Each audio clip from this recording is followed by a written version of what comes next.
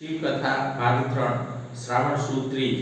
હું ડૉક્ટર આશીષ નાયક, સુરેન્દ્રનગરથી દાંતનો ડૉક્ટર, શિવ આશીષ dental clinic. આજે શ્રાવણ સુદ ત્રીજના દિવસે શિવજીની કથા કહી રહ્યો છું. શિવજીના 12 જ્યોતિર્લિંગોનું વર્ણન છે.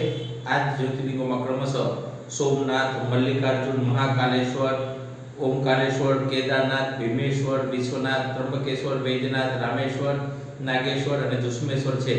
ભગવાન વિષ્ણુ દ્વારા શિવજીના સહસ્ત્ર નામોનું વર્ણન થાય છે અને સાથે શિવરાત્રિ વ્રતના મહાત્માના સંદર્ભમાં પારધી અને સત્યવાદી મૃત પરિવારની પણ કથા આમાં આવેલી છે. શિવ પુરાણ અનુસાર એક વખત બ્રહ્મા અને વિષ્ણુ વચ્ચે સૃષ્ટિની સ્થાપના થઈને આધિપત્યને લઈને વિવાદ થયો હતો.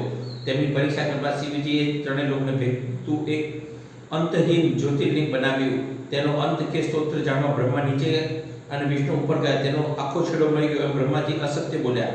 જ્યારે વિષ્ણુએ એની હાર સ્વીકારી, શિવજી એક અન્ય સ્તંભ તરીકે પ્રગટ થયા અને તેમને બ્રહ્માને શ્રાપ આપ્યો કે તમારી કોઈ પૂજા અર્ચનામાં તમને સ્થાન નહીં મળે અને જ્યારે અનંતકાળ સુધી લોકો વિષ્ણુ ભગવાનની પૂજા કરશે.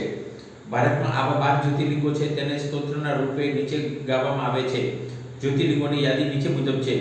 સૌરાષ્ટ્રે સોમનાથમ ચ, શ્રીશૈલે મલ્લિકાર્જુનમ, ઉજ્જૈન્યા મહાકાલમ, ઓંકારમ મમલેશ્વરમ, પરલ્યામ વૈજનાથમ ચ, ડાકિન્યામ ભીમશંકરમ, સેતુબંધે તુ રામેશમ, નાગેશમ દારુકાવણે, વારાણસી વિશ્વેશમ, ત્રંબકમ ગૌતમી તટે, હિમાલયે તુ કેદારમ, દુષ્મેશમ ચ શિવાલયે. એતાની જ્યોતિર્લિંગાની સાયં પ્રાતઃ પઠેત નર, સપ્તજન્મ કૃતં પાપમ સ્મરણેન વિનશ્યતિ. આવી રીતે દ્વાદશ જ્યોતિર્લિંગનું સ્મરણ કરતા કરતા જે કોઈ એનો પાઠ કરે છે સવારે અને સાંજે, તે આ સર્વલોકના પાપ દૂર કરીને અંતે મોક્ષ એટલે કે શિવલોકને પ્રાપ્ત થાય છે. ઇતિ શિવાર્પણમ અસ્તુ.